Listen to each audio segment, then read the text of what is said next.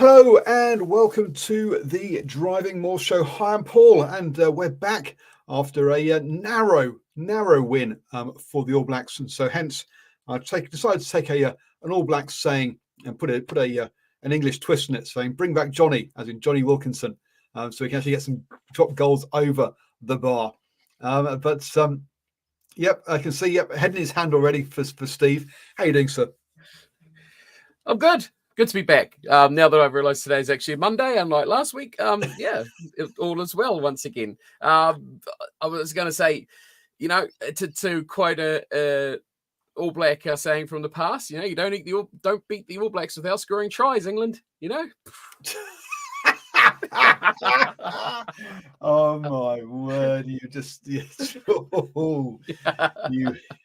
You're so scratching at things there. Oh boy!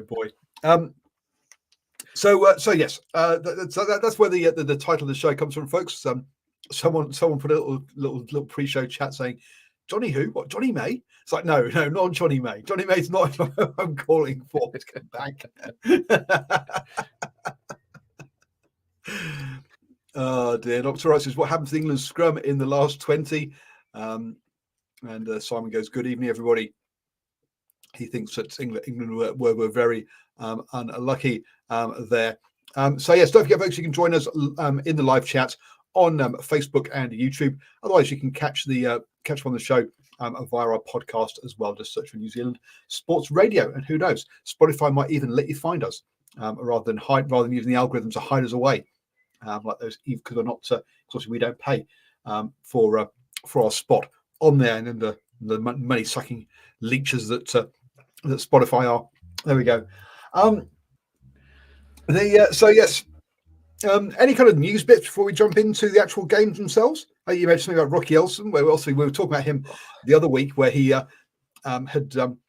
got caught up and in some issues with over in France, and had been tried and convicted of in absence when he wasn't there, of misappropriating funds and mismanaging a rugby club. And yeah, he turned up like a week beforehand in a news article, coaching for a Catholic school in Ireland. But it all went quiet after that. But you unsurfaced something a few minutes ago. Oh well, I saw a headline earlier in the week, but there's been further news. I guess this was only 18 hours ago that I've seen now. So what I read before is that he pretty much ditched Ireland. So now it seems like the Irish police have arrived at his workplace and his home to detain him following his international arrest warrant by the French authorities. But he's gone. He's just gone. He's left, and no one really knows where he is. So it's been said that no one knows how he left Ireland or where his current location is. But it's been confirmed that they've visited both his residence of employment and home, and he's if he left Ireland. So he could be hiding out in an Irish bog somewhere. Well, in a cave, who knows? He could be. He's just gone. I mean, they've only got two places that he could be: is his work and home. So I mean, he could just be at a pub somewhere or something. You never know. He could just be at a motel somewhere hiding out. But geez, how long could he run for? Well, he should come here. I hear it's pretty safe here. For fugitives, isn't it? Especially international ones. Well, yes. So you took .com, whatever his name is. Yeah, there we go. So we'll see. He skipped police, he says, because the cost of defence while in jail will be a lot more. Apparently, well, there we go. On that one.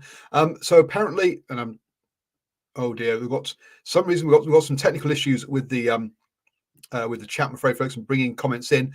But Simon mentioned about Zimbabwe touring Southeast Asia, apparently, and that's probably going to be on Rugby Pass. So there we go. If you're into your tier 5 rugby, maybe not. I mean, it's a bit below tier 2, isn't it? Or tier 3, maybe, to be fair. Rugby, then that one could be on. So then let's just should we get into the games then from the weekend? I thought you want to celebrate Joe Marler. Do you not want to sell back Joe Marler? Sorry, Picking yes, up a that's right. stink. So Joe Marler has retired from international rugby. It's nice for him to do that when he wasn't selected. I mean, he's more of a pundit nowadays than he is a player anyway, isn't he? He does more everything else than he does actually play rugby. He's always on social medias and on TV and more of a clown than he's a bloody kind of. Oh, you know what will get me headlines? I'll be the first one to say, let's get rid of the hacker. For fuck's really. Sorry, but his bants and all that kind of stuff. Yeah, just not. Got over him a long time ago on that one. So, but look, cracking career. Definitely better career than I had in rugby. Let's be honest. Had his mental health issues as well, which he came out about, which I definitely have lots of time for, and on that one, and for him, and and how he became kind of self sabotaging around rugby game, around call ups, and then how he overcame that, I think, hopefully, and came back into the fold. So good on him for his career on the pitch and for his playing career. Obviously, even had controversies on the pitch as well with some of his actions around that. Got a few bans for that as well. And let's be honest, first made a statement by having a Mohican, which is not generally seen. As his haircut was the first thing everyone noticed about him in his career, and then his rugby came to talk after that, which was good on that one. But yes, now he's just basically, as you say, a bit like James Haskell in the fact of let's just say something controversial and stuff just to get to get airtime. Really, just bored of that from that point of view. As much of a knob as he was, and he said dumb stuff. Yeah. You need characters like him. You need those colourful characters. You need those guys that are a bit different. And sure, he said some stupid stuff, and some of it, probably if not half of it, was like you say, just poking and seeing, throwing the crap at the wall and seeing what sticks, that sort of thing. But he was a colourful character. He was very outspoken. He was unique. And he was identified, like say, with the mohawk and stuff like that. He was identifiable as to who he was. He wasn't just another rugby player, even if he was on the bench or not playing. Even, your sporadic rugby fans kind of knew a bit who Joe Marler was. And they probably didn't know who the guy in the number 1 and 3 jerseys were that were out there on the field. So, I mean, it's good for the game. It's like we always say, characters, putting names on shirts as opposed to numbers to try and promote and to sell players as a product and not just teams. He was the sort of guy that you could sell as a product or he was known as a product more than just a player of the sport. So, yeah, a bit of a knob, but yeah, good for the game and good outspoken guy, which I think is good for the sport. Yeah, absolutely. Yeah, I agree. Yeah, you do need characters. You're right. But as you say, unfortunately, his character came along with a bit of being a dickhead as well, with some of the things he said. But there we go. Yeah. How the pace is going, I've got no idea. Is it even basketball season? Just started a week or 10 days ago or so. Early days. It's early days, Robbie. Don't get too excited. A few wins, a few losses. We're building. We're getting probably more injuries than we are actually getting victories at the moment. So not off to a great start, but it's all right. We build 82 games, long season. Yeah, it is. Yeah, imagine rugby players playing 82 games. See, no, they're just lazy rugby players. I reckon. So basically, before the game though. The one bit of news that did come out was Ethan de Groot apparently did something. Who knows what? We don't know. We're not being told, but he got banned for a game for doing it. What's the quote is he hadn't met internal standards. No idea what that is. I don't know if we'll ever hear, but yeah. Also saying yes, he ended up getting dropped pre-game on that one, and yeah, look, I mean, obviously you got to have rules, and there's going to be consequences for it. But you think in this day and age where you are a product, you're an entertainment product, then you know what, you should. I think they should be honest and open and a bit transparent about what it is. But then again, this isn't New Zealand rugby's strong point, isn't transparency. But yeah, I think that sort of stuff should have been. He should have actually said what it was, or they should say. It's hard to believe it's much more than like Nocturnal says, missing the bus, or what did Jordy Barrett do? Get drunk and go to McDonald's and fall asleep in someone's flat. You know, it sounds like it's one of those stories. It's just one of those, like it's a protocol rule, you know, like the curfews and all that sort of stuff. I mean, it's probably a good thing, and I guess it's there's a lot of young players in that squad. And you got to set those precedents, right? Not as many young players as there should be, but I guess if they see, hey, you're a starting 15 All Black player and you've missed the bus, or you've done something stupid, or you've slapped someone with a handbag, you know, you're going to miss a game. So it's just not worth it. It's just not worth being dumb, have your head screwed on and stay within especially when you're touring, right? It's a bit different to being at home. So you're part of the team, and you've got to be here at this time. You've got to be there at that time. You've got to meet at hotels for meetings, and yeah, it's a bit different. So hey, he's made an error.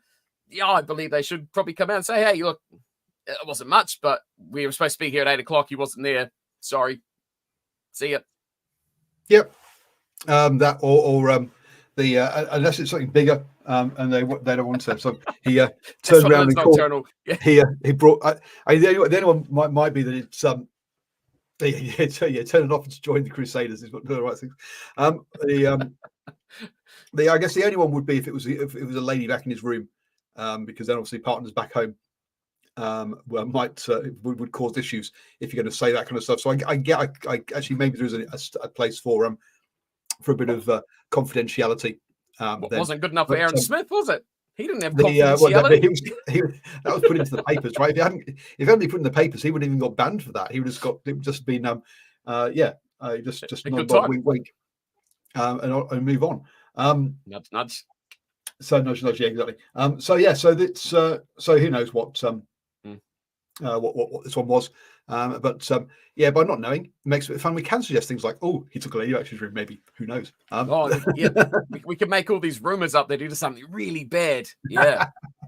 I mean, the All Blacks prop, of all players that's going to woo a woman back to a hotel room, a prop? I mean, exactly. Are we stretching a bit far here? It's not like this is Will Jordan, you know. Then we could say, yeah, that's pretty likely. Everyone will be jumping into his hotel room. But, Ethan de Groot, lovely man as he is,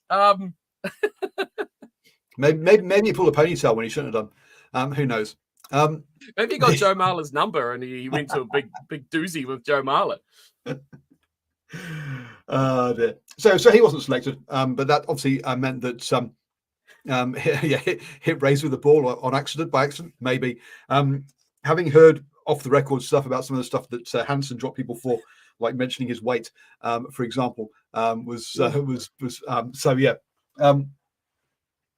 at least you can't do that to Razor, because Razor's a fit guy. He's not he's not sort of chunky in the same way. He might have criticised the breakdancing. Well, yeah, that's true. Yes, yeah. You look like a granddad dancing. Oops, that's it. You're off. Dearie me. So anyway, getting into the game itself, and to kick things off, and it did kick off, didn't it, early on, because it was lots of kicking. Both sides trying to do crossfield kicks early on. Both sides basically trying to get to the edge pretty damn quick. I think it's I think that's probably a sign pretty early on, particularly from the All Blacks, that they reckoned that that's where the space was, and that they weren't going to go through the middle too much. And England got the first points on the board through the boot of Marcus Smith.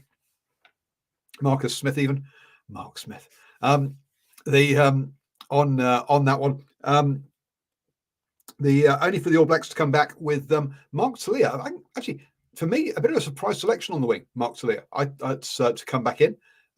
He'd been behind Will Jordan behind Sevu Reece earlier in the season. So I thought for him to come back in and then to score that try was a cracking comeback for him. It's tough, isn't it? They seem to have settled a little bit on Caleb Clark on the other side, but no one's really, prior to this game, you could definitely say, really X-factored themselves above anyone else, have they? They've kind of swapped around and chopped and changed and tried to look for that little golden recipe, but the start was a bit weird. Great for Mark Teleer. And I mean, that was Mark Teleer of World Cup last year, right? He just so hard to tackle. He just stays upright. He just sweeps guys away like they're annoying mosquitoes. I don't know how he does it. It doesn't make sense. You know, it looks like he should be tackled for all money, and then he just squirts out the other side and makes a good 20 meters or so. So that was, as they would say, vintage Mark Teleer, which is a bit sad considering his age, but it was good to see that sort of form back to him, and kind of, again, gives that danger to both edges. But yeah, a crazy start to the game, right? Especially England. That surprised me a bit more in that sort of territorial way that it's that first crossfield kick. They were barely out of their 22. And sure, they've got danger. Like Flaio Boso is a phenomenal talent. He's just insane. But to pinpoint him out there so quickly and so early, both teams definitely had a game plan. It was crazy to see them throwing the same tactic at each other from that outset. And I thought both sides throughout that game really were adventurous, surprisingly adventurous from their own 22s even throughout that game. But yeah, kicking was king, but you don't want to play in your own half. You just don't want to do it, especially against either of these sides. Against any side. Well, I guess one side scored some tries, the other one struggled, in all honesty. But I think for a couple of, actually probably for both of those Mark Teleer ones, I think that the outside defender bit in when they didn't need to. Definitely the first one. The first one definitely he bit in and then left Mark Teleer up against the prop, and it was only going to go one way at that point. But yeah, so definitely on that first one, I thought they bit in, and I thought on Teleer's second try as well. Actually, they did as well, but from memory, but I can't actually visualize it at this moment in my head. On those ones, so yeah, definitely work to do for England defensively. I mean, because England's defense was talked up consistently through this by commentators through this game, and yet, as I say, that outside defender to me cuts bit in. Also, we had a couple of times when particularly in that first half where suddenly the seas parted and players All Blacks suddenly spotted a big gap in front, and off they went through about 2 or 3 times. There were some big gaps where England weren't as connected. Just weren't connected. You had I think I've gone blank, the number 8 Earl, isn't it? For England, charging out the line, going right, I'm going to kill the number 10, leaving a gaping hole behind him that they went through. So yeah, England's defence definitely wasn't was causing all the All Blacks issues, but also was giving them opportunities as well. Yeah, they defended really well, England, but like you say, when it broke down, when they lost that structure, whether it was through like the quick ball or from kick returns where they just weren't quite connected, when the All Blacks, anytime they kept tight and kept it within 1 or 2 guys wide, England were all over that very quickly up. A lot of question marks about their offside line, but I mean, you're picking holes in a very holy game, right? If you go into those sort of details, they were just really good. And sometimes you just got to go, hey, they were on target. They knew where the ball was going, and the style that the All Blacks have shown this year of their attack, I thought was very easy to read for England. The way that they had those decoy lines, they went to those deep runners. When you know those first 2 players are going to be decoys because they're running way too flat or they're even ahead of the ball carrier, you can target through a hole and you can go, he's going to get it, that next guy at the back. And a number of times that deeper receiver got absolutely smoked. Cunningham South made a massive hit. Ben Earl was all over that game as well. So England's defense was really good, but you just, you've just got to find it. And like you'll talk about with the next try the All Blacks scored, it was some smart thinking to reverse that direction of attack. And that, when you find that sort of disconnect in that defense, if they went to that right side, there's no way they'll get through. But some quick thinking, and some quick legs makes a big difference. But yeah, credit, like All Blacks always struggle with that sort of defense, and still after all these years, they still can't really get it down pat as a way to completely attack it, and bar little chips over the top, which seem to break it up when the Argentinians and stuff do it. Otherwise, they still struggle with it. So, Bruce, so you're saying England's defence was no more than Swiss cheese? No, we're not. What we're saying is that it's still a work in progress, and whilst when it's set, it's very good. But if you can get them disrupted, they don't reset well. And at the moment, it's going to improve. This is, I think, the lesson here is this is not an England defence that is working well yet. It's still they've still got to learn. It works well when they're all set, but they don't quite get it. But they're becoming disjointed at times. The flip side, though, is we'll talk about some All Blacks defence, shall we? Because since Nocturnal Rights has brought this one up, tackling on suspicion is what he calls it. And absolutely, yes, the number of times that players were that the All Blacks were just tackling the other player as well. Now maybe they've got away with it in other referees, but look. The referee for this game was an Australian referee, someone they used to in Super Rugby. It was Angus Gardner, wasn't it? So it's not. We can't blame a different referee from a different hemisphere here for a misunderstanding, right? On this one, they were. So yes, there was definitely some. I say they were not. So definitely, you can't blame the referee. There's a different style of refereeing for this. They were just they were just tackling when they shouldn't do. I mean, Anton Leonard-Brown in the second half, that was the most egregious of all, and no wonder he got a yellow card for it. But look, they've been warned plenty of times about it, and and was it 3 or 4 penalties from that? Yeah, because it was one. England gave up 1 penalty in the first half. I think it was just like 7 or 8 from the All Blacks, and that's really. And so, I mean, Bruce Stuxley says a lack of discipline on England's part. No, England's discipline was good, was very good. On that one, but the All Blacks discipline, they did not read the referee at all in this one, and got it very wrong in that first half. They did improve in the second half, but got it very wrong in that first half. Yeah, they were like who Mighty says, white shirt must tackle it. You got 3 guys all running at you, and there's 3 defenders. They're just picking one each. Normally, when you see that sort of attack, they kind of just stand in the way. They don't actually commit to the tackle, but they just like hold shape. And it's like, well, if he runs into me, that's his fault if he doesn't have the ball. This time, they were actually physically ribbing those guys right through and taking them out. So they got it completely wrong so many times. But that penalty count was a massive problem, and it's that point in the game when you look at it. So the England lead should have been quite considerable, considering that they were getting the penalties. They should have been racking up the points off the tee, but if they were, just not enough. But given that penalty count, I think the All Blacks were lucky that they didn't concede a lot more, because we know England's a team that will be happy just to grind it down, take a penalty, eat 3, go back, start again, and do that over and over and over again. So, I don't know how they're going to clean that up. They're normally not that bad, but they were really committing to every single hit, weren't they, and every single phase. And England were just like, well, if you're going to keep doing it, we'll keep setting up like this. Thanks. But crazy. And to be fair, the guy that had the ball always got hit. Yeah, I don't know if they had a mindset of we're going to be physical, and so hence what would normally just be a body check became a bit more of a hit, and that was the difference in Angus Gardner blowing them for it. I don't know if that was it, but anyway, that's the only thing I can think of. But yes, okay, let's get on to that second try then. You got a nice big blind.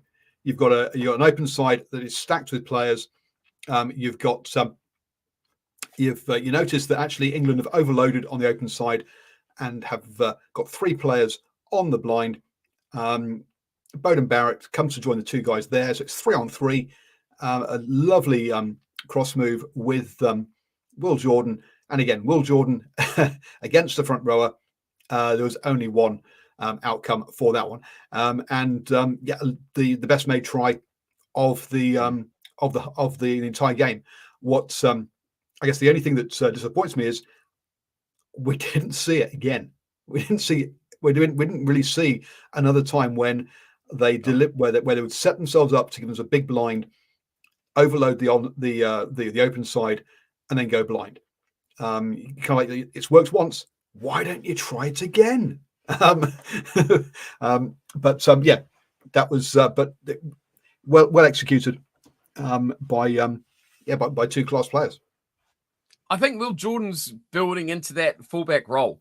I don't know if you've noticed, but since he started there, he's definitely picking his spots, and he's picking his spots with knowledge from whoever's going to be receiving that ball, whether he's hitting a line around the 9 or whether he's hitting it off the 10. His communication, his picking of spots is becoming a lot better. And like there was no way like that wasn't off the cuff play, right? Sure, they may be working that to move, but the timing is fluid. Your Barrett's got to say, okay, go. And so the communication between your 10 and 15, that sort of play is so crucial. And when you're watching it, you're just seeing, and it's like, oh, that's a good move. Bone Barrett's come to this big blind side, and there's space and there's numbers, and crap, where did Will Jordan come from? He's gone. He's just out of here. That's not what I was looking at. I was looking at the fact that there's a possibility of if someone can draw 2 of those 3, you've got an overlap. And to see Jordan cut back that other way, it's curtains. He's gone. There's no stopping him. Yeah, really smart, really clever. But the communication for me was what made that try just also good. And I have noticed Will Jordan really is starting to build that combination with those players up in the front line with him now and where he can attack. So that's great to see because, boy, like you say, he hits a hole, and he did it a few times in that game. He's so quick. He makes meters easy. Yep. And I guess the thing is, there's not many Crusaders in front of him in the backs, right? And so these are relationships he's having to create at the highest level. My T52 says I've seen people criticize Genge for that. What was he meant to do in open play against Will Jordan? Look, he very, very slightly overcommitted, but and leaving that gap inside because he is the post. But look, I mean that's being hypercritical. Look, yeah, he's up against 2 of the best guys in the world at doing that. It's not his fault. I feel really sorry for Alice Genge in that match because all 3 of those tries, he wasn't the guy beaten.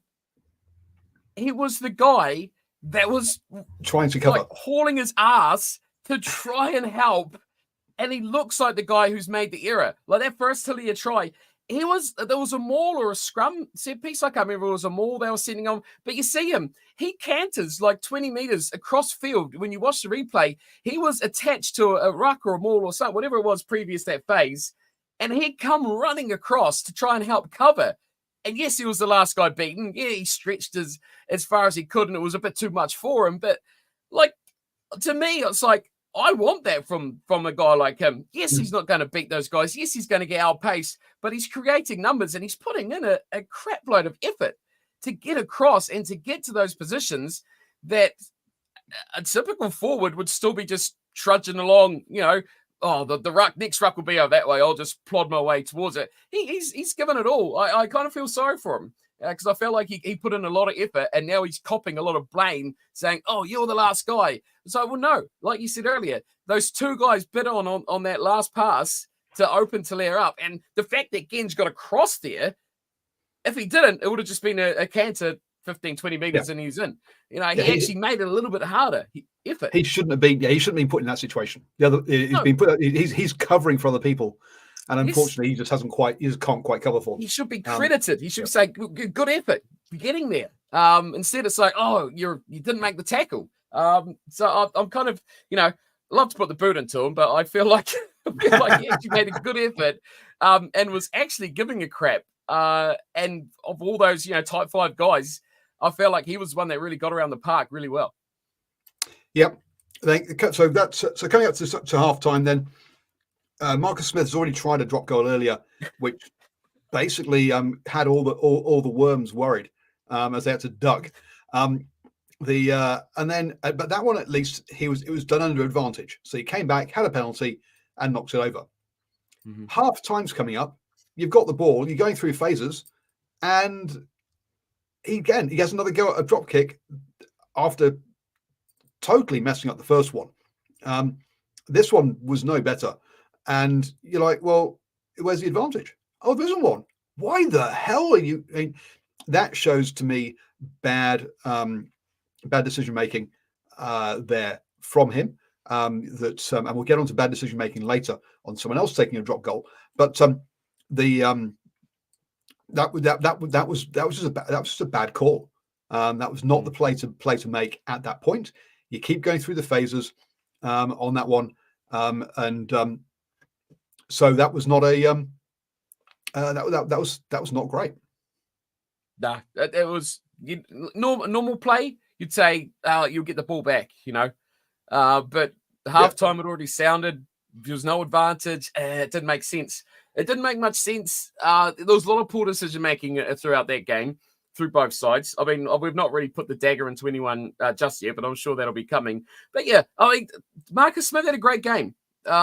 He made a few bad calls, but I can understand the massive frustration at that when at least try and go for a penalty where you can slot an easy 3. The drop goal is a real 50-50.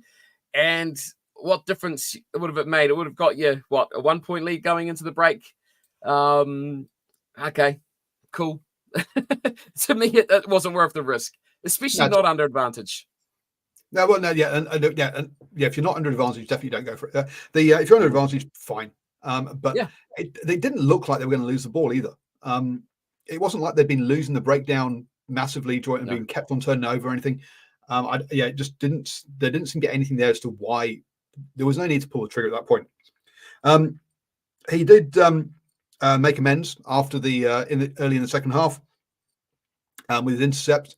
And as you say, Faye Woboso, arguably man of the match. I mean, he had a cracking game in this one. Wallace Atiti also did. I mean, Wallace Atiti led line breaks. Emmanuel Faye Woboso got 2. Wallace Atiti got 3. Mark Talia also got a couple. I was looking through it, and Faye Woboso was also the second highest carries for England. Admittedly, that 8 out of the top 9 top carriers were the All Blacks, and the All Blacks had 143 carries to England's 85. They had plenty of ball and plenty of play here that England probably should not have been this close in it. I mean, as you say, that particularly in the first half was that penalty count. A bit like out of the top 11, 8 of them, the tacklers, 8 of the top tacklers were from England. Ollie Lawrence, amazingly in the backs, with 22 tackles. Big numbers. Everybody else in, if I run down the other people in that top 11, because they're the ones all made 9 or more tackles.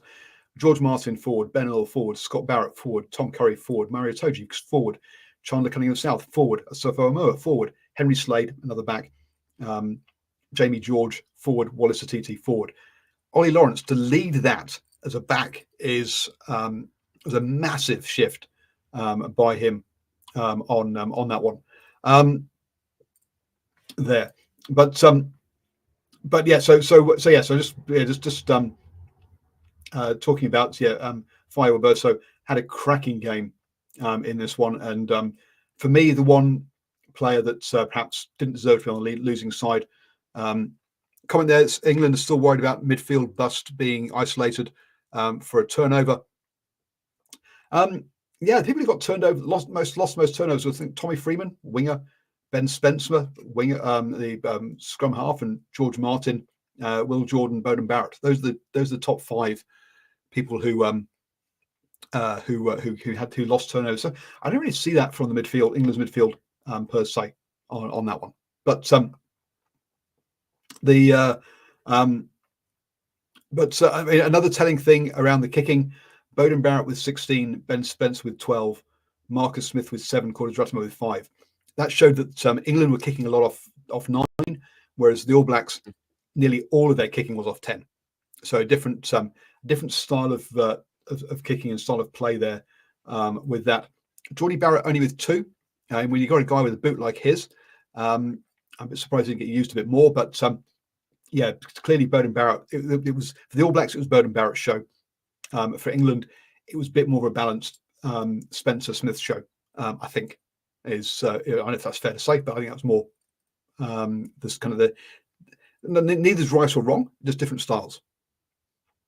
I kind of feel like Beauden Barrett took a bit more responsibility with his experience into that game, with having a bit of an inexperienced 9 inside him. He kind of looked like he wanted to control that game a bit more than I've probably seen Beauden Barrett want to control a game, with the way he wanted the ball, the way he took the ball, he kicked the ball. It was in that game more than as a leader than I've probably seen in a game for quite some time. So doesn't surprise me.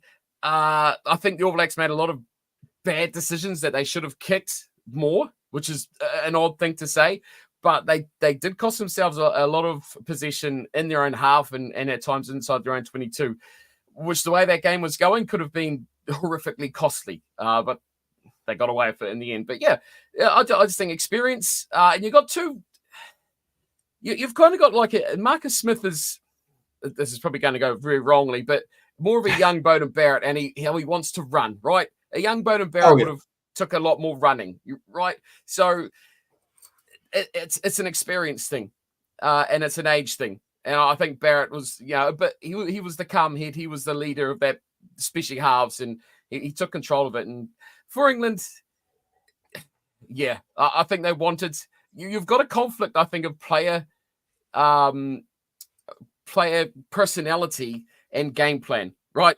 They want to play like this, but you've got a guy who's kind of directing your backline that always wants to go, I kind of see something there I want to go for, or I want to do something a little bit different, Carlos Spencer, a la. So, yeah, that to me is kind of where I think England need to make decisions. Do we want to back this guy and say, look, if you see something, go for it, nail it, or are they going to try strap him down and be like, hey, we've got a kick in this situation?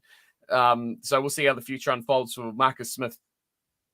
To back you up on that, though, okay, so meters carried, Wallace Atiti 77, Emmanuel Fire-Roboso 75, Marcus Smith 75. Marcus Smith, the second equal top carrier in for the meters carried in this game. Now, admittedly, he did have the interception, right? But even so, to be up there with only 2 meters less than Wallace Atiti, more meters than Will Jordan, for example, is kind of crazy for how we think or what a 10 in inverted commas should be doing. I like it. I don't. Yes, absolutely. That's I like that style. I just worry that he's going to be ground down into a player that he isn't, and that he's going to not develop his game enough in that style, if you know what I mean. Like Nocturnal, I want what you say there, that they've fully backed him to play his style. I want that. No, because I think he said he's saying he has to. Oh, has to be. Yes. Yeah. Rather than he has. Yeah, agree. I agree. He has to be. Yeah, because I don't think he'll be an international player for as long as he should be if he's not. Because eventually there's going to be too much of a conflict, and he's going to try something one time too often, and it's just not going to work. He's the sort of guy that you go, hey, he's a good enough talent that we should run our game as he feels comfortable. Like you get a Dan Carter. Okay, he's not that level, right? But he's good enough that you can put him in that position and say, for a decade, we're going to have you as our number 10, barring injury. You're good enough that if we can progress you and we can develop you and say that's yours, let's play your style of rugby. Hey, you've got Fire-Roboso. You've got the absolute tank of Ollie Lawrence. Put him out to 13, where he plays domestically and plays a lot better. You've got some exciting talents. I thought Furbank and Freeman were invisible. They could have just sat in the stands for the whole game. I don't think we would have noticed them. But those other guys are phenomenal. Let's link up. Let's change England. I think they've got the talent, the ability there. They just need the freedom and the confidence and the belief from their coaching staff to play that sort of game and to run a style that's going to suit them. Yeah, look, I don't think England have had a settled and sort of centre partnership since probably 2003. We're talking. It's amazing how far back you go. They keep chopping and changing. They keep forcing as you say, Ollie Lawrence plays 13 for his club. He's forced into 12. For a long time, we had Owen Farrell at 10 for his club, playing at 12. How about finding a 12 who plays 12?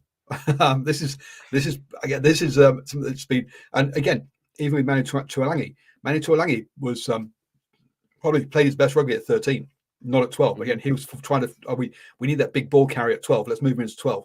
And it's been nearly 20 years since they've had a proper balance, a proper settled sort of partnership in there. So yeah, it is a problem that they need to sort. But yeah, I think going with Marcus Smith, he's your man, and change your game style to match him. Don't try and force him. Don't make him a square peg in a round hole. It's just no. It's the Smith show. Marcus and Finn, that's your future. Yep. So England led then at the hour mark, 22-14, a 2-score lead. It was looking bad for the All Blacks. Let's be blunt at this point. This was England's game to control and to see out. Now, unfortunately, we had a couple of concussions in this game. So let's just quickly talk about that, because, hey, they were handled well for a change. Cody Taylor, stumbling getting up. Do you send him for HIA? No. You say, mate, sit down, you're out. That's it. We don't need a HIA. If you can't stand up, you've had a head injury, you should not be on the pitch. So well done, whoever made that call, whether it's a match day doctor, whether it's the All Blacks, well done on that one. And then Beauden Barrett also. And I must say, I didn't see I didn't catch how he got the head knock, but apparently he failed HIA as well, which allowed for Mark Slear to come back on and to score a second try. Why did he get taken off in the first place? I would have taken off the other guy, Caleb Clark. Personally, I wouldn't have taken him off. But anyway,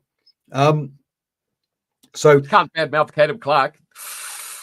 So if anyone, by the way, if anyone thinks this was get out of jail for Razor and everything's perfect and happy again, hell no. Discipline issues in that first half and questionable substitutions. Absolutely, he is not. For my mind, he is not. He's not. He's the question marks around Razor are still very much there after this game. This was a must-win game for him. If he lost this one, he was in real trouble. So the fact that he's snuck out with the win, boy, he'll be. You could tell how happy he was at the end. When you saw him celebrating some of the scores. So well done for that. A bit surprised actually that Dane McKenzie took over the kicking from Beauden Barrett, because he did kick that penalty when Beauden was still on the pitch, which I thought was a bit of a big surprise. But anyway, so yeah, penalty there. And to me, the right decision. You've got to score two times. You've got time on the clock. There's another 30 minutes to go. Take the 3. And I was, to me, that was good captaincy from Scott Barrett. Yeah, there was a big discussion when we're watching that one on stream at that penalty point. With you go to the corner, try and get the 7 first, and then go for that penalty kick to win it in the dying minutes, or whether you commit to just getting within 7 and throw the Hail Mary and try and get the try. So yeah, big call, massive call. If it didn't work, it would have been heavily criticized. And you go to the corner and you lose the ball in the maul, or 2 phases after that, and then you're gone. The opportunity's gone. So that was a huge call. Don't want to be a captain. Nah. Those are the ones that you just live and die by, eh? To me, that's an easy one. You make it a 1-score game, and you've got plenty of time. Plenty of time. So I think, definitely made the right decision. If it was 5 minutes later, it would have been a different big one. Yeah. 72, 73 minutes, you're really playing with, do we have enough time? But 13 minutes left, absolutely. Take the 3. You've got time. Come back down from Mark Talea's second try. And as I say, I can't remember this one. Something I can't visualize this one. The other one was Wallace Atiti offload. This one. But yeah, not sure. It was a scrum that was costly. The drop attempt was nixed by the bad ball from the scrum. Okay, let's yeah. So well done. Yeah, Thea's try. We talked about Antoinette Brown's yellow card already. So let's get into the closing part of the game then. Wait. England, Antonina Brown. Can we talk about Antonina Brown first? Yeah, go for it. Is he available? What's it? Because he didn't get a yellow card. He didn't get a yellow card for whatever it was, the first call. He went back for that headshot. He didn't get the yellow card for the tackle off the ball. He got the yellow card for the dropping player and a high hit. Yes, that was under review. That under review stayed as yellow. It did not get upgraded to red. It did stay as yellow. Yep. He should have got 2 yellow cards. He should have got red carded. The other thing that irked me about that is England had the option of where to take the penalty from. I feel like that first penalty, since that yellow card was reversed, it should have been where the yellow card penalty was actually taken from. They shouldn't have got the choice. No, because if you got advantages and you have multiple advantages, you have to choose where it's from. That's a consistent call with how. Then he should have got 2 yellows.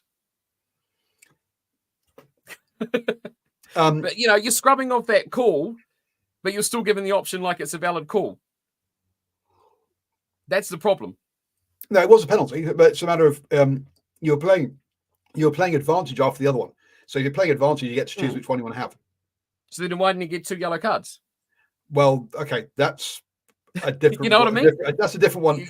Yeah, I understand where you're coming from. Yep, but they don't line up, right? I agree with you. Yeah, okay, you get the 2 options for 2 penalties, right?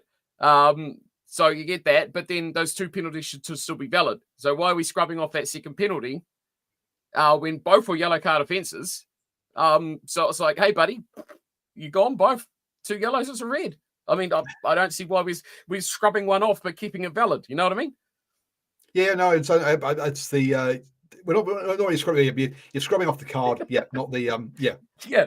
I don't know if you can get 2 cards in the same play. I've never. It's the first time I've kind of seen it. It's pretty bad. It's pretty bad. It was like a super bad phase of play for Antonina Brown. I didn't know whether he actually got what the report come back as, whether it was yellow or stayed as went to red. Well, the looking at the everything I've seen, it says they got a yellow card. They didn't get a red card, so I'm assuming it wasn't upgraded. To be honest with you, the referee didn't come back and tell us from memory. So for that one. George Ford missed that penalty. Great. Get the pole. Yes, I am wearing an English shirt here. And okay, fine. Look, kickers do miss penalties. That's fine. Now, my problem though is with the drop goal attempt he took. The ball was slow to him. He had players closing him down. He needed to dummy that and take a step and reset. That was again bad play, bad management by taking that drop goal, because the situation that wasn't a 50-50 as you said earlier. 50 drops a 50-50. That was not a 50-50. That was a 10-90 or a 20-80. Right. His chances of success were very low there because it was slow ball to him, and the players were closing him down, and he was snatching at it because of that.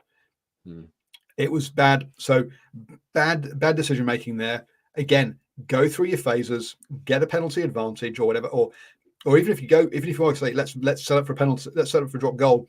If you get a ball like that, well, he should be demanding better ball, right, off his forwards. Say like, no, I don't want that. Or and then if he does get it, he needs to step the guy and just trust that the guys will clear out and get the ball, because that was not the situation that he should have been kicking in my mind. And so whilst the All Blacks did get out of jail here, England allowed them to get out of jail. England, so on this one, it's England's fault they didn't win this, from my point of view, because both those dropped goals before halftime and at the end. Now, admittedly, the one at halftime, if he makes it, they don't win necessarily, because that makes decision making. Scott Barrett doesn't go for that penalty on after the hour mark. He goes for he knows he needs 2 tries. He goes for a try. He doesn't go. So it would change the complexion of the game. But that last one definitely was it was a game loser for England, and it was their own fault in my book. I think they lost the game before that. They had so many opportunities. Like the All Blacks won this game. Okay, they won the game. At the end of the day, in 2028, when we look at this and go, remember that tour, that Northern Hemisphere tour where the All Blacks won by 2 points? No one's going to remember.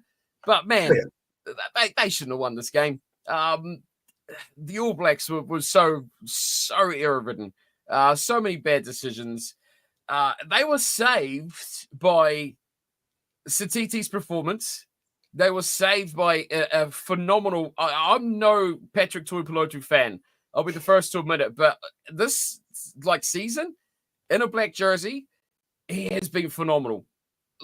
He just does not go down. I think, one tackle, he actually got stopped without actually making that gain line progression. He has just become incredibly hard to tackle, which is brilliant. Impact off the bench. And he topped the carries per minute at 2.3 carries per minute above than anyone else. So he when he came on, he got it. And look, he was on for a long time. Now, question mark: why do you sub someone 2 minutes after half time? Now, maybe that I was trying. I hoped he could run off that limp, but to me, that seemed that was a strange call. I would that to me that smacked of should have been done at half time when you knew he wasn't mobile. But anyway, cracking. He wasn't on for 10 minutes and then just blow your engine. He was on for 38 odd minutes. He was on for a decent amount of time as well. But before I won't knock down too many players just yet. That drop goal though, I agree with you. If you watching replays of it, he had to completely reset himself, as in get the ball from a position you don't want and kind of reset his stance. Like, when you see a drop goal, they kind of move into it. They're already in that motion of setting up for the drop goal, right? He completely had to reset himself, which, valuable microseconds when you're doing that sort of thing. So, it's tough. Neither kick you would really, if you're throwing the house on it, that penalty was over. But a lot of people criticizing the fact that he's hardly played. He's coming back after no time. I mean, is George Ford a guy that you'd really say, given that? I still would have thought he nails those opportunities. Drop goal, yes, okay, well, you're right. It was a 50-50, but that penalty, I thought that was a gimme. Watching that, I'm like, this is over. It's going over. Somehow we've got to reset. And then, a rare mistake, I think it was that Tuipulotu did make, dropping that after it come off the post. And knocking it on, it was just like, oh, he saved it. And then it's like, oh no, what do we have to do? 2 phases or something and kick it out?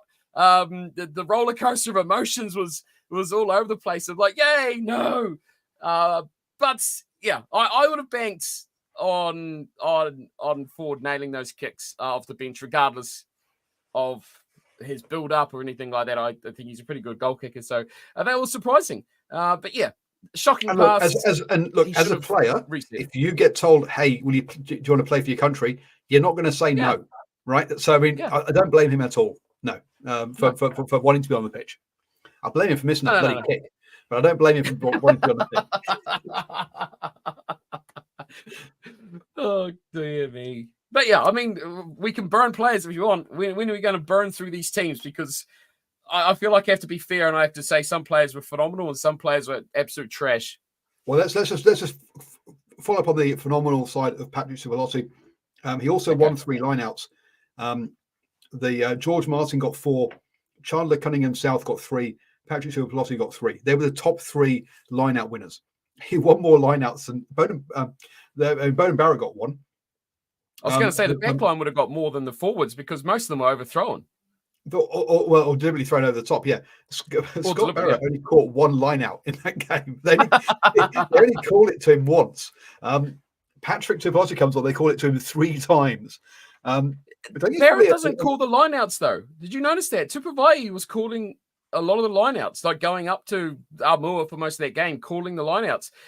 Whether that's a plan of like, hey, Scott Barrett's got enough on his plate, let's like spread these or delegate these responsibilities out. They're putting some responsibility on Vai. I think he's thriving on it. He had, before he went off though, he did kind of fall off the side of the planet a little bit of a few errors, but overall, I think he's had a phenomenal season. Absolutely, and I think clearly he was injured, right? And that's probably why he fell off. Should have gone off of half. Again, coaches should spot that and pull him. That's part of being a head coach, right? That's why you have a substitutes bench, and why you have someone like Patrick Tuipulotu on there who was captaining the team in the previous game, right? He's not something like, oh, I'm not sure if we can risk him. So look, it's again questionable substitutions there by the coaches. Go on then. Who do you want to rip into? Because we've talked good things about players. Who do you want to have a go at? I don't really want to rip into too many players. I feel like overall everyone made silly decision-making errors. I feel like there's too many passes forced. I think my criticisms are collectively to the team. Rather than just taking tackles and resetting, there was far too many forced passes that either went forward or they didn't go to the right guy or they just dropped it. You know, the security of possession wasn't as good as it should have been. And I think that was their biggest error. Whether it was through the midfield, whether it was out wide, just trying to give that extra one pass that sometimes is a miracle ball. But in a close game like this, resetting in another phase and starting again is sometimes the right way to go. That's really my criticism. I think there were some players were worse than others, but collectively everyone did it. I think it was a game plan, right? That everyone was like that. My real praise, I think, in this game was the players, like I said earlier, that actually were standouts, like Satiti. I mean, the possibility that we would have never discovered this guy if it wasn't for injury is baffling. The fact that this guy might not exist in an All Blacks jersey is concerning, extremely concerning, because he's almost the first guy you put on a shirt. All of the good decisions, selection wise, that have come from Razor have been due to injuries. Exactly, and he's shown himself to be not a good selector so far. And if that injury didn't happen, Satiti wouldn't have had that long run of games throughout the Rugby Championship where he became, hey, this guy's got a bit of talent. He had a great Super Rugby season. To Artie who? You know, what's Xavier done this season? Great player, right? But even in this game, Satiti was just way up here, off the charts. Sam Cane, great turnover at the end. Okay, thanks for coming. You know, Xavier has not had his greatest season. Vai was, again, solid until he got injured. But to me, I want to criticize and praise Almua. His line out is absolute crap. It needs to be better. Every line out, if the opposition doesn't know just to flood the front of the line out and competes, because he's probably going to either mess it up or he's going to overthrow it. I love the way he runs around the paddock, and his work rate's phenomenal, but his line out needs work. I just want a guy who's going to hit the man. Why do you think so many line outs were thrown over the top? Exactly. Because one of the line outs, the player jumped and then he threw it after he was coming down. And it's like, oh my God, that's international rugby, please. This is the sort of stuff we should be seeing. But the other front row, Songa Fussy, I cringed at the sight of him on the field, along with Tossi. I think that the front row actually, it shone over Baxter and Cole and Theo Dan on England's side. The scrum was brilliant off the bench from those guys. So, okay, Tuanga Fussy, I don't like you, but your combination with Tossi in that second half did the job. Brilliant. Tuipulotu, phenomenal. No, let's rewind. You don't know the guy at all. So it's not that you like him. Yeah, I don't rate you as a player, but no, I don't like him. Okay, fine. I was going to say it's going to be triple threat boxing match with that other England guy who you notice has been dropped and doesn't exist anymore. So much so I've forgotten his name. That's how much he's gone to garbage. But yeah, it's interesting, isn't it? Backline Talia, the guy who you say is lucky to be there, literally was the guy that saved the All Blacks when it comes to putting the points on the board. Don't come at me with this, McKenzie was the saviour. No, one good kick. And yeah, okay, he ran sideways and did a cutout pass to Talia, who beat like 6 players by himself by swarming like a worm and a snake to score it. So who did the work there? Okay. Satiti. I want to see Yossi. I want to see that other Wellington player, that back row. I've forgotten his name. Yeah, I want to see all these guys. I want to see Ruben Love in the shirt more. He's back in the team. Yep. So, dude, these guys have got potential, man. If they can convert this, if Satiti was in that group, those 3 were standouts in Super Rugby. I want to know who else can convert. This is what this year's about, man. It's about finding, okay, World Cup's gone. Poof, all you players out of here. See you later. Great Super Rugby season, okay? I want to see if they can convert, because then I can give them 3 more years to develop, go into World Cup with 40 caps, and be experienced internationals. Look at this. Who are we coming into this out of the season and going, yeah, we've developed a youngster, Satiti, who was a lucky injury replacement that has become phenomenally better than anyone else in our pack. Who else have we come out of this saying we've developed? Okay, Ratima. I'll give you Ratima. Again, injury. And he's been really good. I'm impressed. I like Ratima. But no one else. Tossi's had, a bit of a... Sam Barry has been through injuries as well. Where's he? Where's he gone? He was only... Sorry? Where is he? Well, okay, he's in the squad at least. Exactly. He's not getting time. If he said, he needs to be playing. He needs to play. This is a year. I don't want to be doing this stuff in 2026. Yeah, but okay, he agrees with you on blending new players, but I think Razor doesn't have the option right now. It must be potentially non-job security. Job security clearly is a problem for Razor at the moment. Look, are you telling me that Sam Cane? He has brought this upon himself with decisions he's made earlier in the season. Okay, so look, should we be bringing in Peter Lakai, Sam Darry, the Billy Proctor? Actually, sorry, we'll talk about him in a second. Ruben Love for the next 2 games against Ireland and France? No. Okay, because they should be brought in earlier in the season in games, and then they would have had some games coming into this. You don't throw them in against the top 2 teams in the world for away from home for their what do you call it? One blank for their debut, right? Especially when basically, Razor's job is on the line. So he's made his bed already.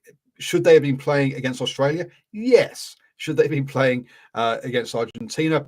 Yes. Should they perhaps have been playing some of the home internationals against England? Probably. So that's where it should have happened. It's too late now to take that route. You've made your bed, you've got to lay in it. So that's the way we will move on from here. No, I'll die on that hill. Make me a coffin. No, look, you're right with what you're saying. I'm saying that now, but that's the approach you take at the beginning of the season. It's not an approach you take now, because if you release somebody like Peter Lakai against Ireland and he has a terrible game, you destroy his confidence, and it's just not fair on him. So you give him something that's more manageable than Ireland in Dublin. You don't give him fucking Ireland in Dublin. But he should be a guy that's rocking out with 6 caps. He should 4 or 6 caps. That's what I'm saying. That this is what these guys should have. And had we not had that injury that Satiti come in for, he would be in the same boat. It's only now we're like, that's the thing. The only reason Satiti is playing is because Ethan Blackadder, Luke Jacobson, and Dalton Papali'i are all injured. Yeah. Sam Cane, put him in a boat, get him out of here. He's had his 100 caps. Piss off. Why they even got into 100 caps was wrong, in my opinion. Why TJ Perinara is there, I don't get it. Mm-hmm. Sorry. If you want an experienced player, you put Finlay Christie there. He'll be here next year. He'll be part of the setup. I know you don't like him, but if you're looking for an experienced, if you're looking for an experienced scrum half to help the 2 young guys in their preparation for games, you have 2 choices. You have TJ or Finlay Christie. TJ is leaving. Finlay Christie will be here next year. So you have Finlay Christie do it. I just don't I wouldn't have a match day squad, the matchday squad we had, which was Cortez and Cam. But I just don't get why TJ's there on tour on that one.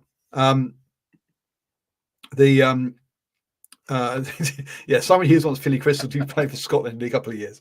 Yes, please. Yes, please. So look, there've been a few. So that's we're pretty much there for that game, right? We can move on to post-match issues. Can we burn England? Oh, go on then. Who do you want to burn in England then?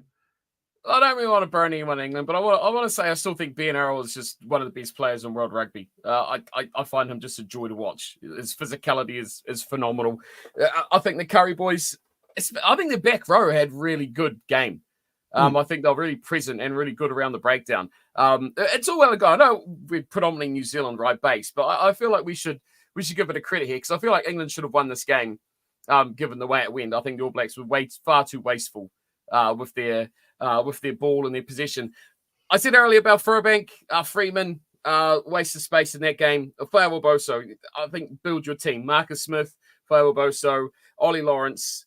The only good thing I see from Henry Slade in that game was that pass that he received from Smith and gave to Oboso from that intercept to score that try. I'm pretty sure it was him that was that link-up guy. I thought it was Freeman. Wasn't that the winger? Was it Freeman? That's the only good thing he did. He was so innocuous. I mean, we can't even name who the hell he was. Exactly. The thing about England in this game was, like you say, forward pack, great platform, or decent platform. Defensively solid, unless they're in a disjointed part of play. But let's be honest, their only try came from an intercept, and they didn't really look like scoring tries.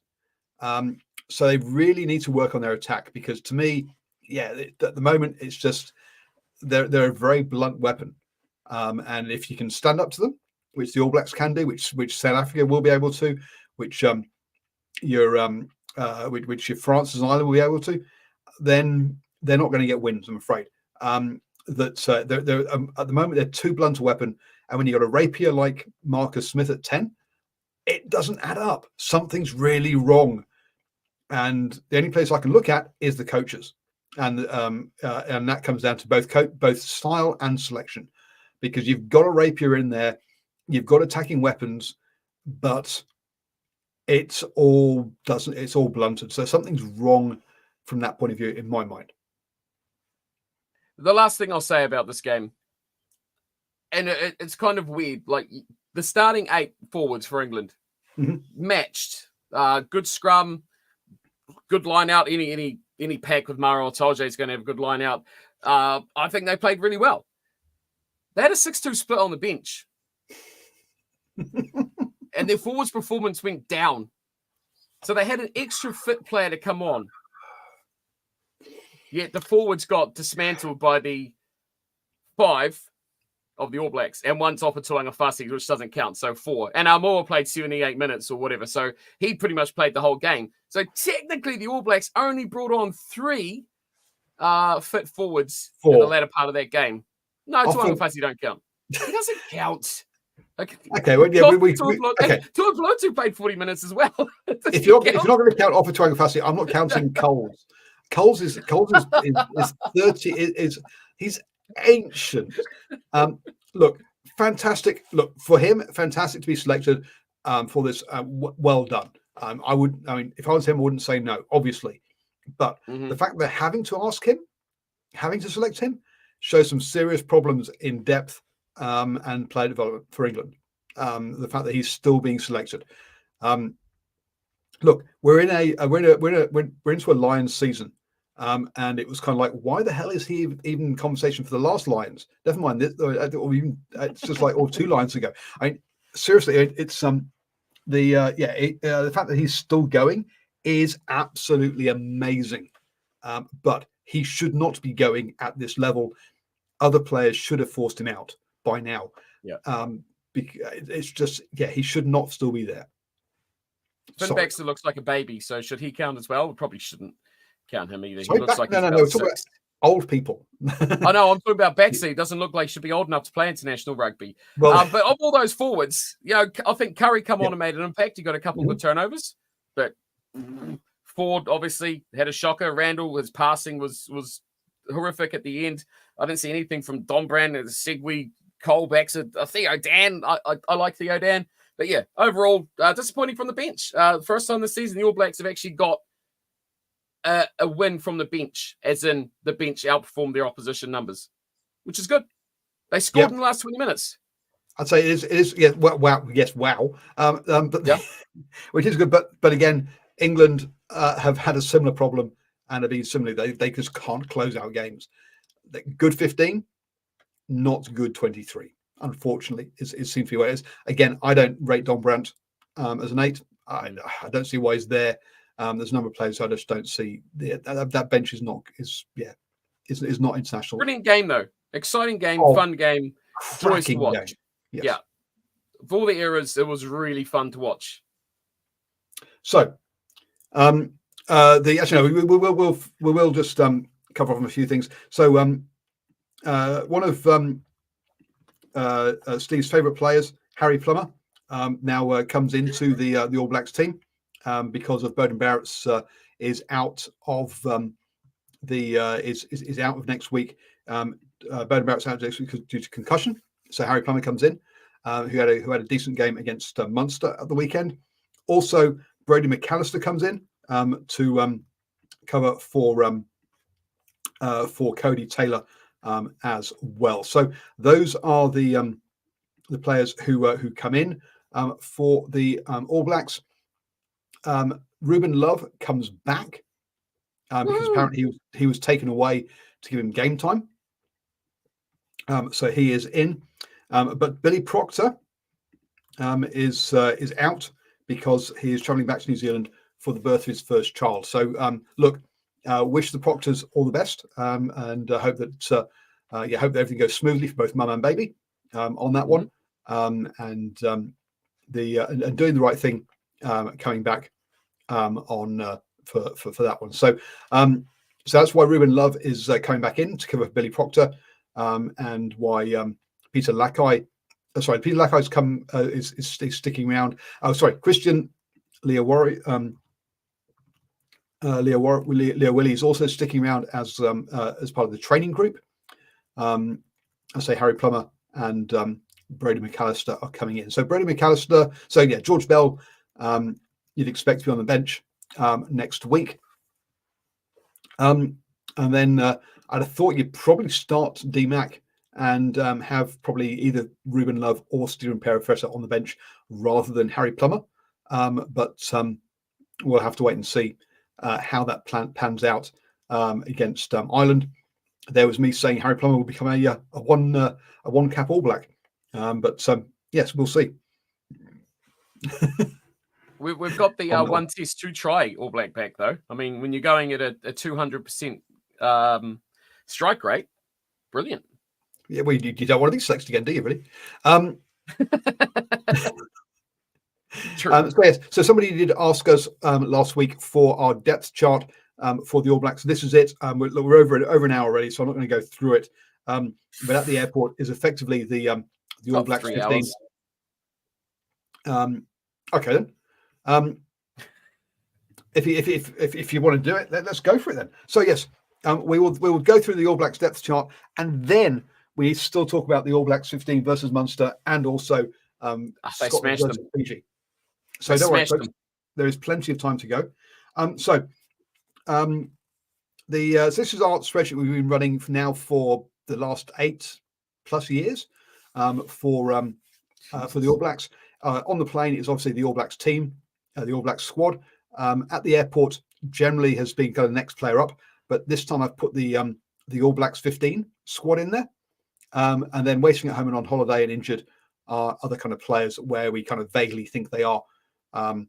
Now, to show you how bad we are, I had to bring in, I think, like 4 or 5 extra back row, or about 7 or 8 players who were in the All Blacks 15 who we didn't even have on our spreadsheet prior to this. Particularly amongst the props, actually. So look, Ethan de Groot will come back from his suspension, but Fletcher Newell, Offa Tuafasi, Lomax is coming out for his suspension. Tossie and Williams. At the airport, then for the depth chart, we've got Bauer, Dyer, Matu Namia and Marcel Retina. Any other names you think we should be? I've got Aidan Ross and Ollie Norris there waiting at home, and Moody, Angus Arvo, and Owen Franks on holiday. Jesus. And Namia is injured currently. Please no Tarvel. Taken away. Sorry? I was going to say Namia for sure, but you don't. Tarvel should just be off that list. Just put him on like I know, but can we give him away? Can we send him with Finley Christie off to Scotland? Do they not want him? Look, he's on holiday. And Offer as well. If you're on holiday, it means you're not going to get selected. Look, Offer has been selected. He's in the squad. Jesus. He is. Okay, so Japan, you see him on the sideline. So he's not available anymore. I'll get rid of him. Namia for sure. I think Namia will be in the mix sooner or later. Yep, but yeah, no, they actually sorry, he is in the All Blacks 15. But yeah, I think that's pretty much it, isn't it? If you look at those 11 players that are in the two squads, there's not much more than that. Heading down then into the hookers, Cody Taylor, Bell, Amua, and McAllister now in the All Blacks, with Eklund and Slater in the All Blacks 15. Ricky Atelli and James O'Reilly are still around. Some saying Takiyaho will come back from injury. So actually, the hooking depth is pretty strong, I think. Do you?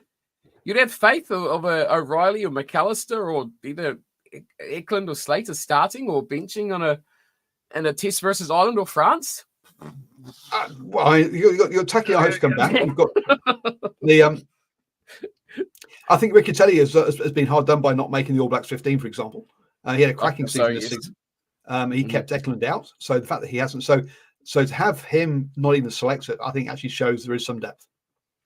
I think it's time that they start looking at those young fellas that are popping through throughout the NPC. There's a lot of good young hookers that are running around in their early 20s that need to start getting a look in of a good Super Rugby season and pushing on from there. I think the depth in youth is quite good at hooker.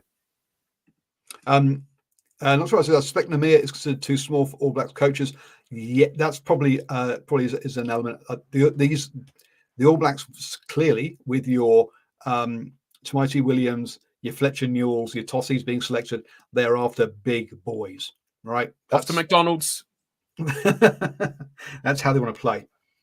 In the locking department, then you've got Barrett, Darry, Tupelotu, Lord, and Va'ai all there in the All Blacks. Delaney, Arcoy, Holland, and Walker Lurie there with the All Blacks 15. Holland will be in the All Blacks next year, right? End of story. Mm-hmm. After that, though, it then gets pretty thin, isn't it? Caleb Delaney, Parry Parkinson, Jimmy Topu. Is Parry Parkinson still here? I'm not quite sure what he is, isn't he? I think he went out north, didn't he? I haven't heard the name. He didn't play Super Rugby this year, did he? Or did he? I could be wrong on that one. Oh, did he get broken? That'll be why. I've not seen him floating around for a while. But those first two lists for me are fine. Don't need those other guys. They can. I think Jamie Hanna's got a future somewhere. I think he's a good player. But where is yet to be found out. But I'm happy with those first two lists. I think when Holland gets that mix, I think Arcoy's got a good future ahead of him. And I've always been a fan of Walker Lurie. I just wish he'd push himself to that next level in that second row. Gone to Japan, Nocturnal thinks. Yeah, I'm pretty sure he went somewhere. End of 2023? Did he? Okay, well, he's not available. Sorry, I thought he was still around. I hadn't seen him disappear off. I missed that. I can't spell. Where's he run away to? Oh no, I've tried googling. It's not obvious. They've just not kept up. They've not kept up to date. So if he is in Japan, then he's not available. Okay. Quentin Strange is injured currently. So, but yeah, with those first two, I think Arcoy is underrated. Walker Lurie got himself carded at the weekend on that one. On those ones. Going out the back row, then Ardy, Finau, Lakai, Satiti, Kane, and Leah Willie. are down there with the All Blacks currently. You've got Flanders, Haig, Kello, Karifi, Parker in the All Blacks 15. You've also got Blackadder, Jacobson, Tutu, and Papulehi are injured. Kiriwani obviously is heading over to Japan, so we get rid of him now. Get out of here. The fact that you get players like Billy Harmon and Callum Grace not even getting a look in tells me that there's plenty of depth at in the Lucies. We need to get rid of the old ones. Get rid of the fossils, and we'll be right. Good depth in there. I like it. Moving down then to your scrum halves, TJ Fossils. Fossil, exactly. Ratimer, Roygaard, Christie, and Hotham there with the who both had recent All Blacks experience. So out of that 5, you've got decent players. You've still got some Falafa Katava, Xavier Rowe. We haven't even got Triple T even in here, but I think he's gone. So with Falafa Katava and Xavier Rowe still around, look again, depth no issue here. There's still plenty of players. Yes, you want your Cortez Ratimer and your Cam Roygaards up there. You don't, but if they get injured, it's not the end of the world. Just got to build that experience in those guys. Get TJ out, Christie out, bring Rowe and Fakatava into that second panel, and you've got 5, I think, really, really good options for your nines. I'd be happy. I think all 5 of those guys can hold down those positions for the next decade. Plus, I think Finley Christie will stick around if nothing else, just to show them how to prepare each week during the week. If TJ plays against anybody apart from Italy, then there's something seriously wrong with the selection. He could go play with Finn Russell. Wouldn't that be great, Finley? You go play with Finn Russell and go to the pub afterwards and beat up some people, Oh, it'd be a great life in Glasgow. No. Look, hang on. Finn Russell's drinks, but as far as I'm aware, he's not got involved in violence yet. With the yet bit being there. That's been reported. Okay, that we've heard of. Exactly. I mean, we've got a prop that somehow has been dropped for a week. We don't know why. What did he do? I mean, it's Scotland. That's just accepted as part of life, isn't it? You can go to the pub and that happens. Isn't that just normal? It's like getting out of bed in the morning. Well, in Glasgow, yes, not so much in Edinburgh. Moving on then to first 5-8. Bowden, Bowden and McKenzie are in there. Harry Plummer's come through, which I think, surprising actually. Josh Jacob. I mean, if that tells you how thin our number 10 stocks are, Josh Jacob isn't even a starter. I mean, he's had 3 starts or 3 games at some Super Rugby. Like that. I think it's not many. I think he started 1 or 2 and come off the bench for 1 or 2. Yeah, not much. Trying to just quick check on the old Wikipedia. 4 games, 4 appearances for the All Blacks. For the Chiefs. To be, if he's number 4th choice with 4 appearances at Super Rugby, boy oh boy, we've got some problems. Look, nothing against him as a player. Just certainly, he needs to develop. He needs time. And then you look at the other names: Rivers Rehana, Cam Miller. Again, 2 players who get with very little experience, really. Rivers Rehana. I mean, if you look at what the Crusaders have done, bringing in James O'Connor, I think that probably tells the story. Real shame for Brett Cameron to get injured and to be out for so long. I know but yes, I guess another player that we probably, I don't know, should we be throwing in here? I've gone blank. Chiefs and Bay of Plenty player. Caleb Trask. Should we be throwing him in here? But he's not been mentioned, has he? Back. He's back, yeah. I mean, I can die on the hill of Brett Cameron now because I fought for his, I fought for him. I did a James Lowe for him, and he's got injured, which is unfortunate. But now no one can criticize and say you were wrong. He wasn't good enough because he never got the opportunity. So I can say, maybe he should have got the chance. And what's happened to Josh Iwani?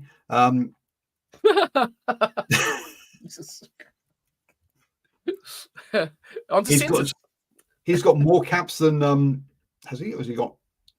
He's got a few. He's got one actually. Sorry, no, he's got as many caps as Josh as Brett Cameron. He's only got one. He played one. Wow. But so it's Connor for Iwani. Oh, there you go. So that's where Josh Iwani's going. So you're looking at the depth at 10 is a bit of a concern. I would suggest into your centres: Rico Iwani, Antelope Brown, David Havili, Geordie Barrett, Billy Proctor, and then with the All Blacks 15, Riley Higgins, AJ Lamb, Dennis McLeod, Quinn Tapia. Levi Moore doesn't get a look in. Daniel Rona doesn't get a look in. Braden Enor's come back from injury again, doesn't get a look in. Again, so I think to me, depth isn't an issue there. Do I want to see Dallas McLeod? Do I want to see AJ Lamb in an All Blacks jersey? Not really, but there are players there. I don't want to see David Havili in an All Blacks jersey. Not really, to be honest. So actually, maybe depth is a problem at centre. The problem is opportunity, right? Yeah.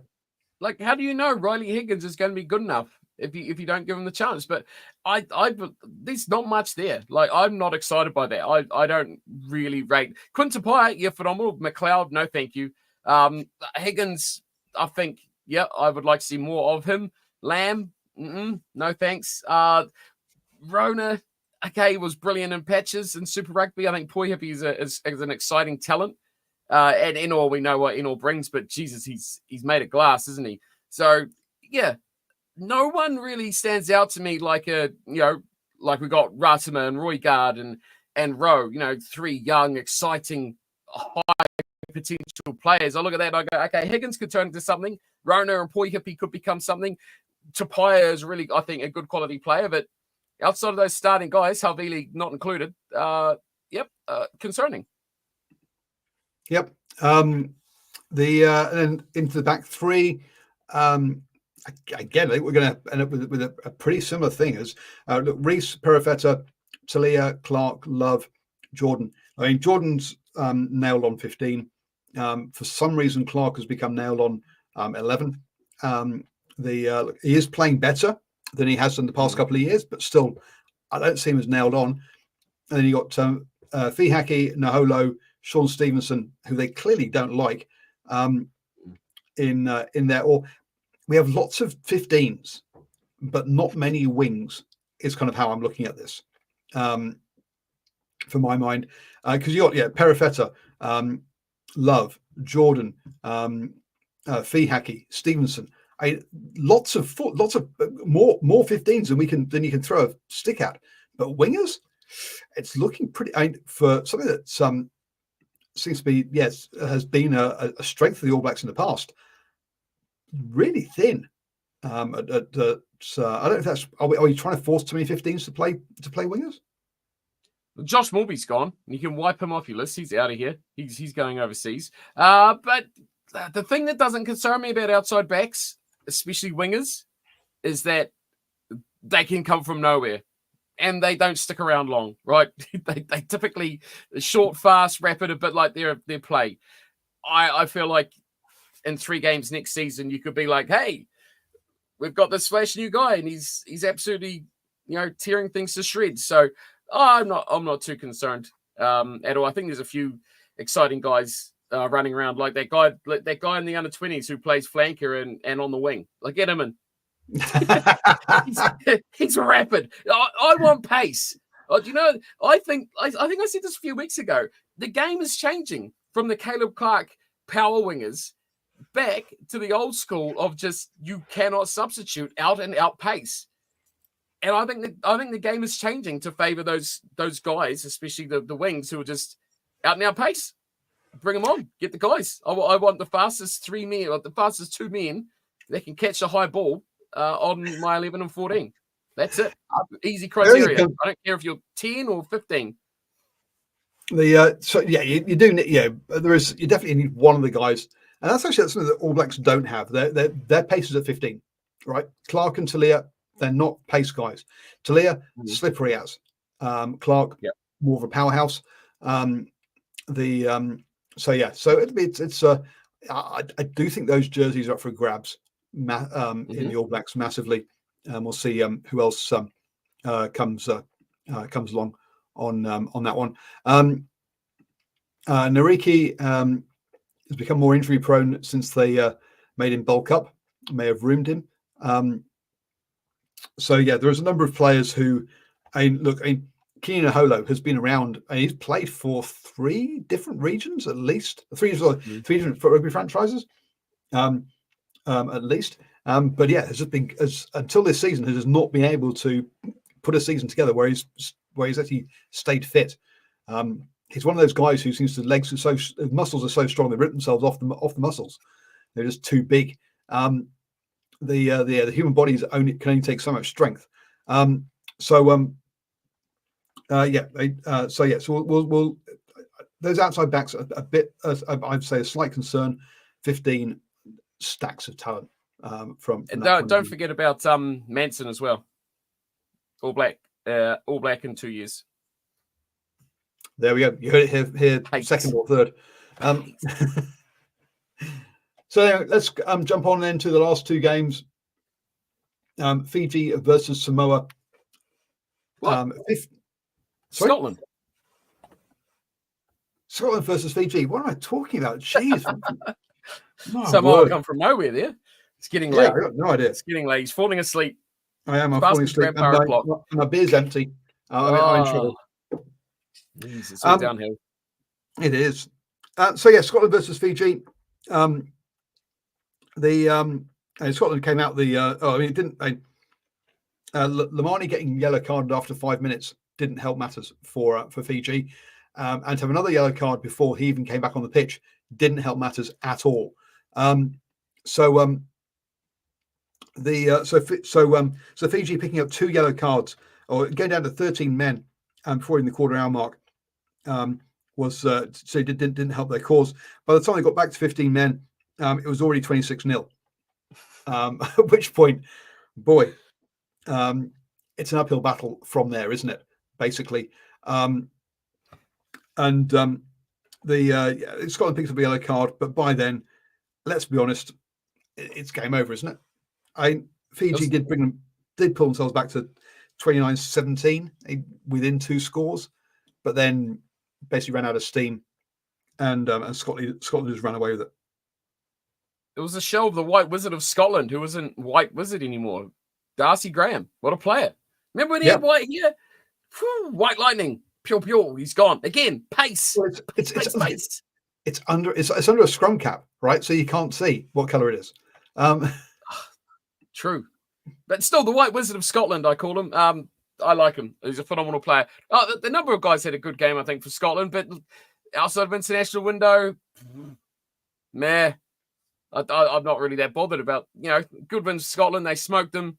I got to see a few different players, but neither side was full strength. And it was a creaming. Hugh Jones smoked up. I thought played really well too.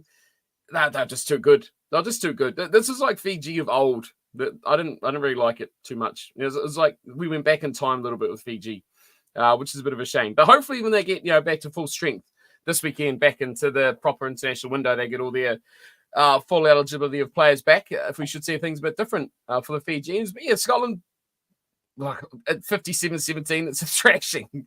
It's a thrashing where the players who are their best players, like your Darcy Grahams, Van der Merwes, your Joneses and those sort of guys in that backline, especially in your front row, Skuman and Ferguson, they had enough of their best players to make it, a bit of a pacing. Unfortunately, I hope Fiji improve, because Fiji have been on a rampage in the last couple of years, and I feel like this is a bad result for them. Yeah, it is, you say, but hopefully next week against Wales, we'll see a different Fiji once they have the other players back. Basically, this wasn't so much Fiji. This was more Fiji and Drua playing Scotland, basically. And sure, Scotland are missing a few players, but not that many. Most of their players play at home. Let's be honest. Munster played Christie's best friend. That's it. Munster played the All Blacks 15. And this basically was a game where the All Blacks 15 got up, and then whilst Munster got close, they never could quite claw it back and get into the lead to put pressure on the All Blacks 15, and so the All Blacks came away with it. Yes, it was they'd run out to a 14-0 lead after about the half-hour mark. It was 12-14 at half-time, but they scored first in the second half, and they did keep their necks ahead the whole time. Decent turnouts decent performances by Plummer, some scores by Naholo, Tapia, McAllister, Finnakai, and Lamb in there. And this wasn't a full strength Munster side, because obviously they've got some domestic issues to kind of distract them. And that's a problem with these games, is that if you can't get full strength club sides, what's the point, really? Money. It's all about money. Look, I like these. Bring it back to the clubs. These are games that no one. Oh, okay, they care who wins. Well, I'm not going on that big of a rampage. These are the games I like. Bring it back to the clubs. Bring it back more exciting. Leave it. Oh, okay, right. I'll talk about this while you run away then. Yeah, I feel like these sort of games need to happen more often. We need to go back to the clubs, whether it be just these All Black 15s or the actual proper All Blacks going back, or midweek games, stuff like that. This was good. And we need to see these guys playing a little bit more as well. That's what I want to see. So, yeah, more of these and more games for these sort of players as well. But I think this shows how good these players can be. Like Ruben Love, it's just so very good. What did we just talked about it? But Josh Jacob coming on at fullback. After we just say about, is he the future of our number 10 jumper? He come on and played fullback for the All Blacks 15. So are we on the same page with our teams here developing these players or not is a bit of a concern as we go through. But yeah, overall, good performance. I like seeing him going to the club sides. Hopefully we see it more often. Did you notice that Jacob come on for Stevenson at fullback in that game as well? He didn't actually play 10. Oh, okay, no, I didn't know that. I just watched highlights when I really couldn't be asked whether they shifted players around, but that was a replacement, yeah, which I found was interesting after just talking about it. And how long is Duplessis Karifi the next James Lowe / whoever else I've jumped on the bandwagon for, but I'm not jumping on his bandwagon just yet. Of the murmurs, though, he's a Sean Stevenson. You know, the way people are like, oh, this guy should be an All Black. He's playing. I don't think so, but the media and fan murmurings are getting louder and louder. Really? Look, 2 years ago, he really was ripping it up, and I thought, yeah, absolutely. But they didn't do it then, and to be honest, he's not at that level anymore. He's just that was when he was massively in form, and he's just not been in that kind of form since. So I don't. Yeah, sorry, I didn't get it. No, neither. I'm not on that freight train. Sorry. The only position I see him in is 15. I do not see him as a winger or anywhere else. Karifi. Sorry? Karifi. Duplessis Karifi, the flanker. No, you're talking about Sean Stevenson, weren't you? No, I was saying he's becoming the next Sean Stevenson. Oh, okay. You know, the way that the media and fans, you know, the bandwagon fans are going, are jumping on like they did with Stevenson that year he got selected, you know? Yep. I think that Stevenson's fallen off. Yeah, I agree with what you're saying there. But the murmurings of Karifi are becoming quite profound. I think it's more of a Matt Todd, isn't he? Where basically that's what I mean. I don't rate him. Well, once everyone else is retired, he'll get a few caps afterwards. Nah, you're not a merchant. It's telling that Peter Lakai has come into the All Blacks before him, right? That he's the as you say, that the back row trio or the back row of the Hurricanes was playing well. He's kind of the experienced, supposedly the experienced leader of it. And is he the one that's being taken into the All Blacks? No. I think that's probably very telling. that we're not going to see him in the All Blacks. You say too much. As you say, I think he's probably not as much a penalty merchant as he used to be, but still, I don't think he's at the level that there's a good reason why Sam Cane is there and he's not, right? Is that they're looking around going, geez, I need to find somebody. Sam, please plug a gap because this guy don't do it for me. Now I think what's to me, what I think what we need to be doing is rethinking what each number means. So historically, number 7, has been tackles and jackling. When Sam Cane was there, the jackling kind of went away; it just became pure tackling. Whereas 8 was our carrier with Ardy. And our 6 was supposed to be, well, where's our Drame Kono? Where's our kind of enforcer kind of guy? The enforcer kind of thing has moved more to 7. And actually, with Wallace Satiti there, so actually, if you put who cares what the numbers are on the back, right? At the end of the day, it's 3 guys who are playing, and it doesn't really matter what the numbers are. So what you're actually looking for is replacing that tackle count that Sam Cane brings that allows Satiti to run with the ball and not to be hitting rucks as much. That allows Ardy again to have a bit more freedom to put more of his energy into running and less of his energy into rucks and tackles. And that's where actually your Sapini Finau. Right, I don't want to see you touch the ball all game. All I want to see you do is hit people and hit rucks. And if you do that, and that you allow Wallace Asiti not to have to hit those rucks, then I don't care what numbers on your back. I'll put 7 on Wallace Asiti's back. Who cares? The number doesn't matter. What matters is the balance. Do those 3 players get through the right balance of work? And that's one of the things that was there's always targeted at Chris Robshaw and Haskell was, you got 2 6.5s. You haven't got 7 and a 6. You don't need a 7 and a 6. You just need to get through a certain amount of work, and the balance. As long as the balance of those 3 get through that work, who cares what the balance is? Those numbers don't mean that much, really. At the end of the day, I don't think, because you can do things like Ardy on a defensive scrum, you sit at 7, or the open side flanker, because you can break and hit. And then on an attacking scrum, you sit at 8 because you can pick up the ball and go. Yeah. We don't need a 7 to replace Cane. We need someone who does a lot of tackles and hits lots of rucks. And fills that role of what he does. Yeah. No, when you were away there, I found an interesting bit of stat, though, last thing on this game, about Brodie McAllister, who's been called, obviously, into the All Blacks team. The most penalised player in the match against Munster. He was out-tackled by his replacement, despite playing 3 times longer. But the anti-Almua, he only had 1 set-piece error in the time that he played. So, really strong set-piece.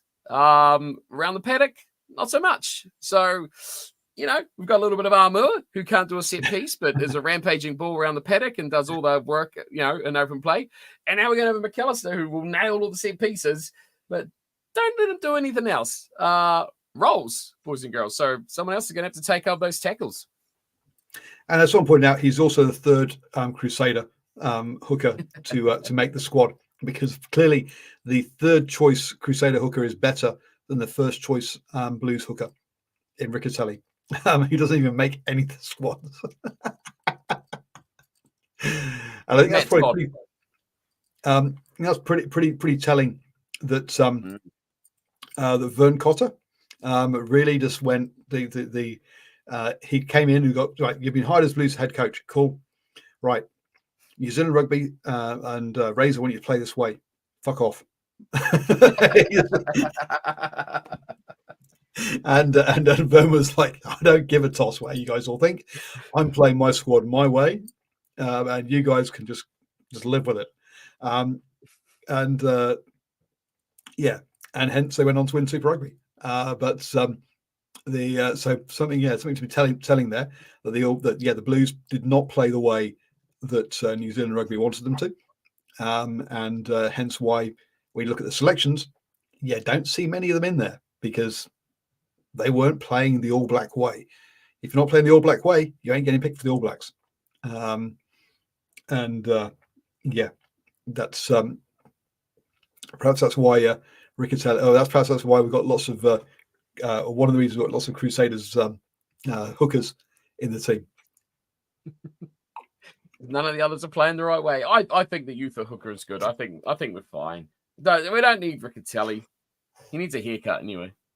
Yeah, I don't think he's that good a player. The fact that people were backing him for the All Blacks just shocked me. Having seen his stats from previous years. Anyway, what have we got looking forward? Let's start looking forward to next weekend then. Bristol are playing in Australia 15 on Saturday morning our time at 8:45.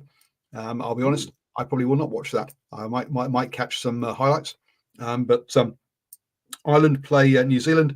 Kick off at 9:10 on Saturday morning, which is a great time to watch it watch over your breakfast.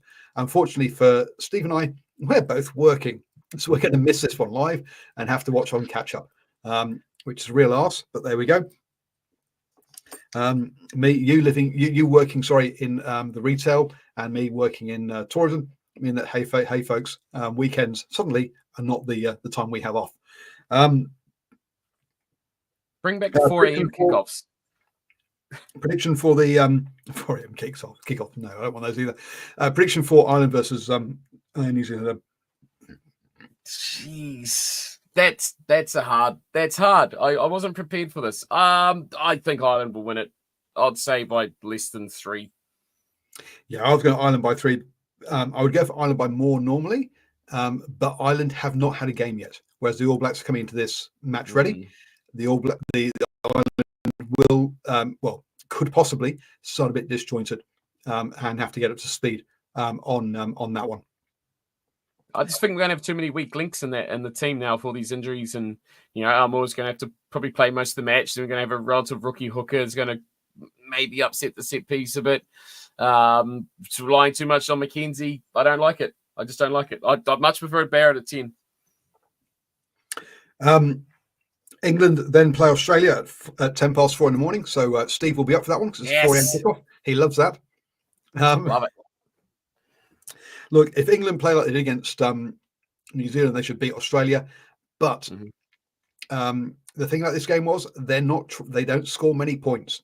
So whilst I expect them to comfortably beat Australia, I do not expect them to do it by a large margin because I just don't think the team has got that many points in them from that point of view. So yeah, maybe a 10-point win for England over Australia. Yeah, I was going to say England by 6. Okay.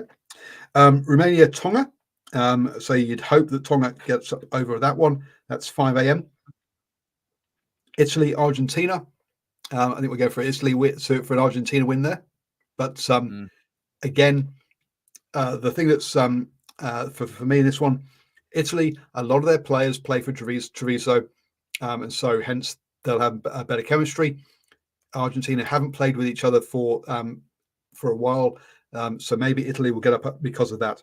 But I'd expect Argentina normally to win that one. France should thrash Japan. Let's be blunt.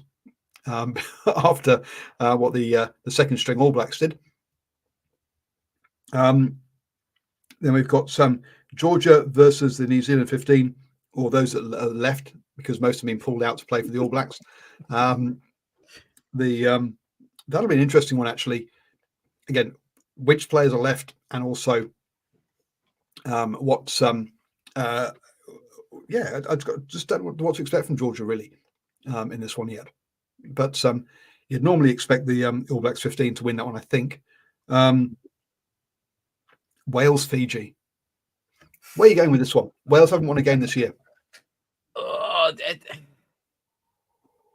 Yeah, this is a hard one to pick, isn't it? Because if Fiji come back with all their players, I would back them to win it. If this is a full strength Fiji, when we see lineups come out, I like Fiji. I think Wales are progressing nicely. And I want to see. I think they've got a few guys who I like who are developing. It's Fiji, man. I just like Fiji. Home advantage for Wales should give them a little bit of an edge. But yeah, first time out for them, it's going to be a tough test. I think Fiji are going to have a bit of fun. And weather conditions might play a part too. Yes, Will it be under a roof? No, it's not. No, it will be. Yes, it will be under the roof. Open that roof, Wales. Open that roof. Look, this is a must-win game for Wales, right? Mm-hmm. Gatland, Wales have not won a game all season. This is one they have to win because after this, they've got Australia and South Africa. It does not get easier; it gets harder.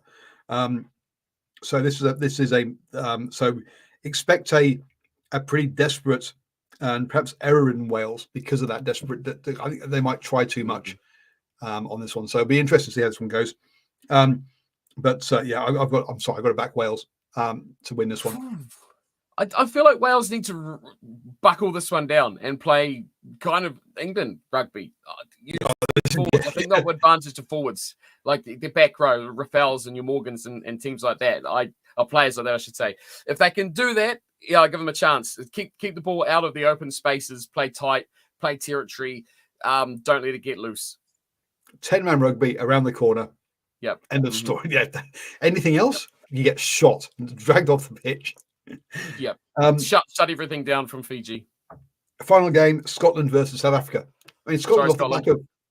Sorry, yeah, Scotland. Scotland. I was to say sorry. That's all. My heart, my emotion is with you. My brain says this is a Springboks win by. Oh yeah. By 20. It was an apology to Scotland to say that I don't think they've got a sniff in hell of getting anywhere near this game. Yeah. Scotland needs. Look, Scotland will need to, if they get off to a fiery old start and they get all amped up and they get happy. Maybe miracles could happen, but no. Have some fun, Scotland. Yeah, family reunions. Anyone?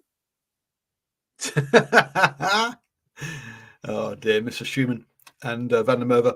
Anyway, folks, that's it. We'll be back next Monday to talk about those games. Thank